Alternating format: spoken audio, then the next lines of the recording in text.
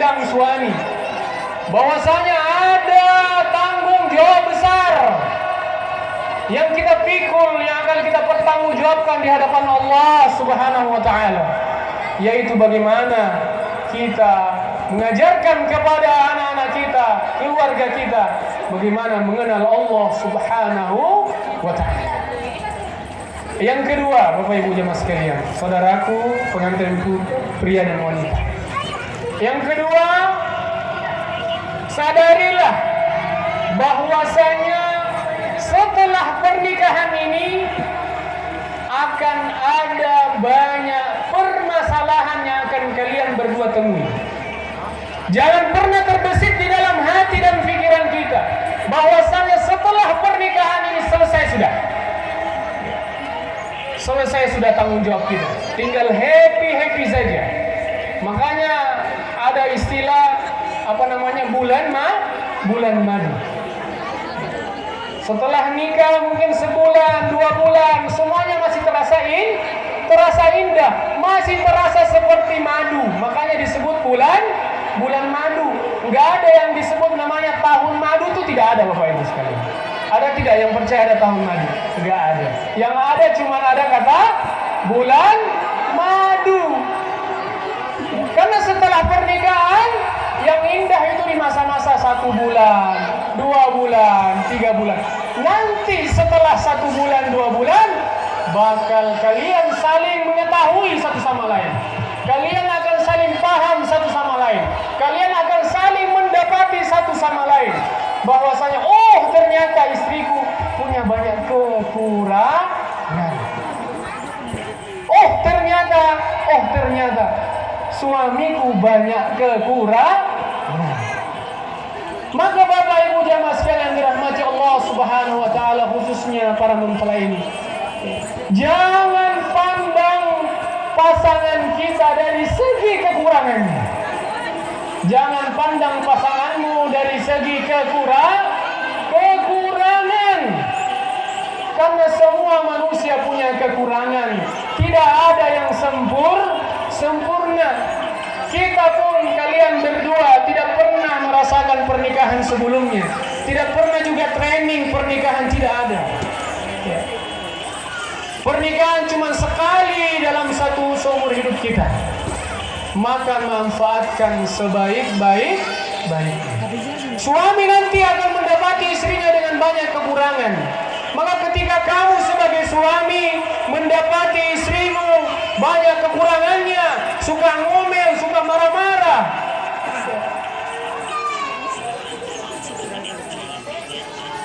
apa yang harus kita lakukan sebagai suami?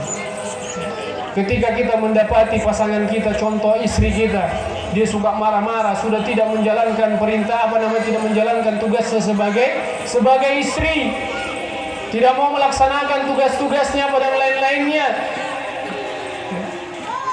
diceraikan, dipulangkan ke orang tuanya, tidak.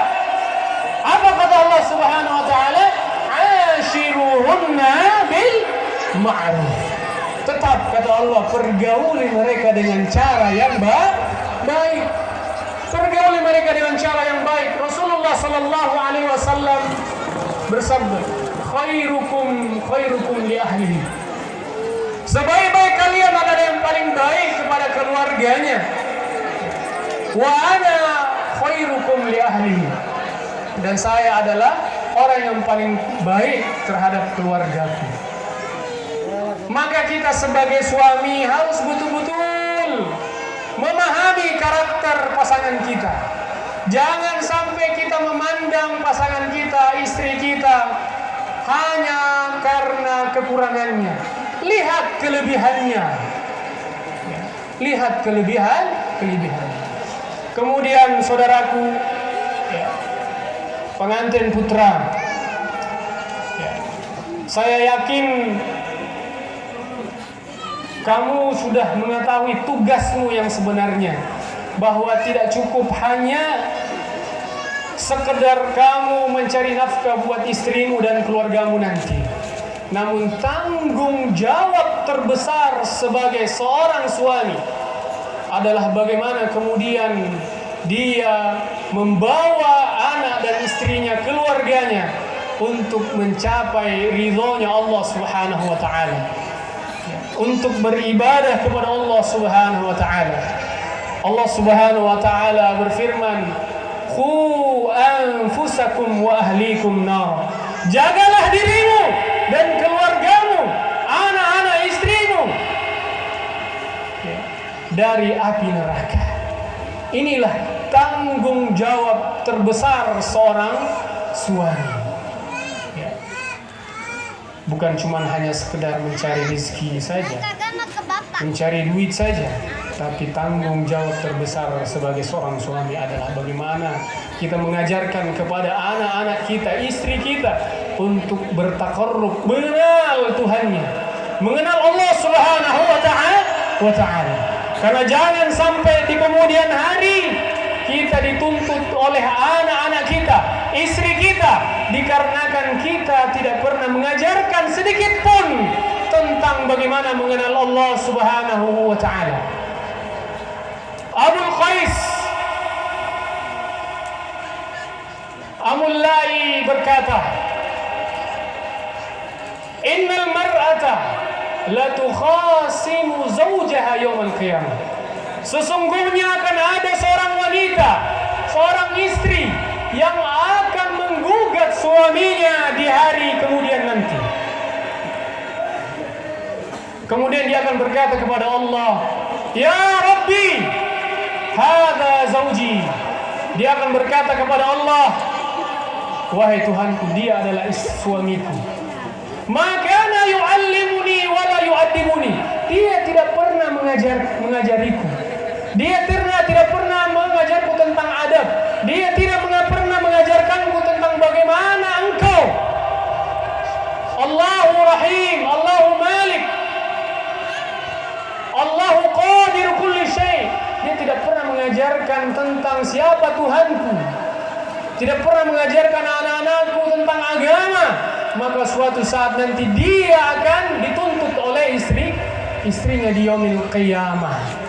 Maka Bapak Ibu jamaah sekalian, khususnya mempelai laki-laki, tanggung jawab kita tidak cuma sampai di sini saja, namun ada tanggung jawab besar, yaitu bagaimana kita mengajarkan anak-anak kita mengenal kepada Allah Subhanahu wa taala. Teruntuk buat pengantin perempuan, ya. Jadilah kamu sebagai istri, wanita yang terbaik untuk suamimu. Ya. Jadilah wanita terbaik, jadilah istri yang terbaik buat suami. Kata Rasulullah sallallahu alaihi wasallam, "Unzuri aina anti minhu." Seorang istri ingin masuk surga, ingin mendapatkan ridha Allah. Unzuri aina anti minhu, kata Rasulullah sallallahu alaihi wasallam. Lihatlah bagaimana kamu memperlakukan suamimu dalam keseharianmu. Kalau kamu baik terhadap suamimu, kalau kamu hormat terhadap suamimu, kamu patuh terhadap suamimu, maka apa kata Rasulullah sallallahu alaihi wasallam dalam hadisnya? Udkhulil jannata fi ayyi abwabin syi'ta. Masuk kamu ke dalam surganya Allah Subhanahu wa taala dari pintu mana saja yang kalian inginkan. Jadi seorang wanita, ya, kalau ingin masuk surga, dapat ridhonya Allah, harus patuh dengan suami. Tugas istri bukan mencuci, betul? Tugas istri bukan masak, betul? Ibu-ibu sepakat kah tidak? Nah, paling sepakat pasti. Tapi kalau disuruh sama suaminya nyuci, patuh. Harus patuh. Disuruh sama suaminya menyapu, patuh. Karena kalau tidak patuh, kamu gak akan masuk ke dalam surganya Allah. Cukup kamu memperbaiki sikapmu terhadap suamimu, maka insya Allah ridhonya Allah Subhanahu wa ta'ala akan kamu raih. Ya.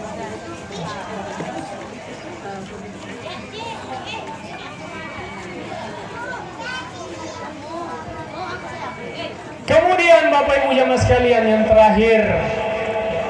yang terakhir untuk mempelai pria dan wanita, nasihat yang terakhir adalah setelah pernikahan ini, ya, kalian berdua jangan sampai lupa dengan kedua orang tua kalian. Sehebat apapun kalian, sekaya apapun kalian,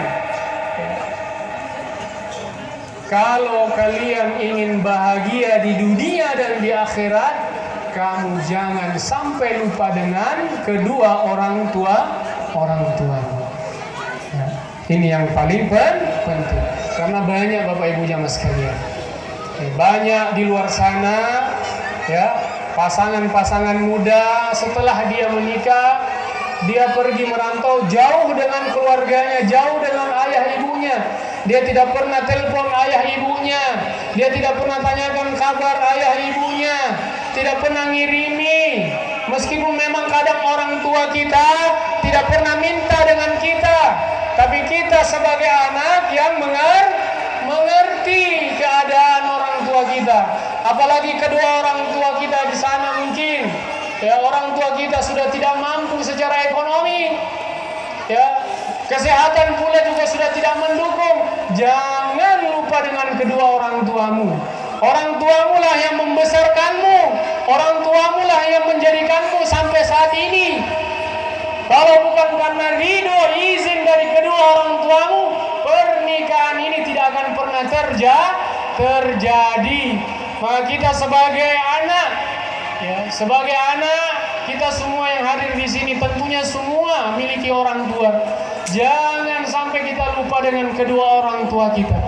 Kalau orang tua kita sudah meninggal, doakan kedua orang tua kita. Ya, dilapangkan kuburnya, mendapatkan tempat di sisinya yang layak. Kalau masih ada, tetap kita harus doakan kedua orang tua kita. Meskipun orang tua kita tidak minta, tetap dikirimi bulanan.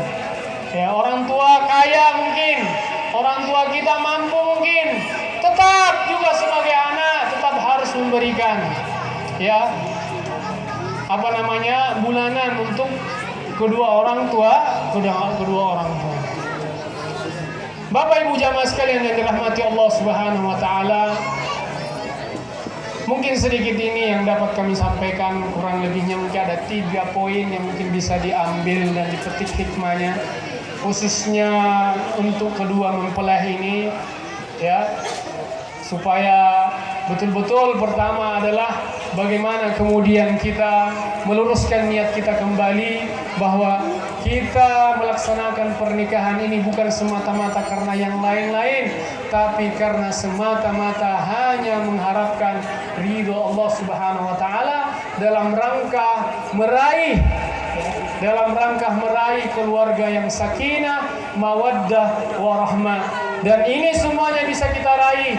Keluarga yang sakinah, mawaddah, warahmah ini bisa kita raih kalau kemudian kita melaksanakan semua kehidupan dan pernikahan kita ini sesuai dengan apa yang diinginkan Allah Subhanahu wa taala dan juga baginda Rasulullah sallallahu alaihi wasallam. Dan yang terakhir, yang kedua adalah bagaimana kita menyadari, ya, mempelai menyadari bahwa setelah pernikahan ini bukan berarti sudah selesai, sudah tanggung jawab, namun akan ada lagi tanggung jawab yang besar setelah ini. Dan yang terakhir, bagaimana berbakti kepada kedua orang tua. Barakallahu li wa lakum fil Qur'anil Karim wa nafa'ani wa iyyakum bima fihi minal ayati wadh-dhikril hakim. Aqulu qawli hadha fastaghfirullaha li wa lakum wa lisairil muslimina min kulli dhanb fastaghfiruhu innahu huwal ghafurur rahim.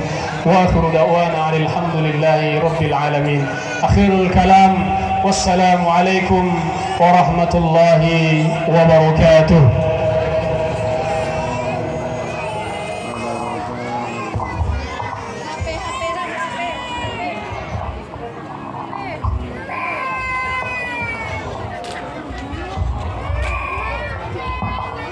Demikianlah nasihat perkawinan yang telah disampaikan oleh Ustaz Rashid Al-Habib Saud. Semoga apa yang telah disampaikan dapat kita terapkan dalam kehidupan keseharian kita, terkhusus kepada kedua mempelai. Menutup prosesi akad nikah kali ini, marilah kita sama-sama menundukkan kepala sejenak untuk memohon ridho serta berkah dari Allah Subhanahu wa Ta'ala. Doa akan dipimpin oleh Ustaz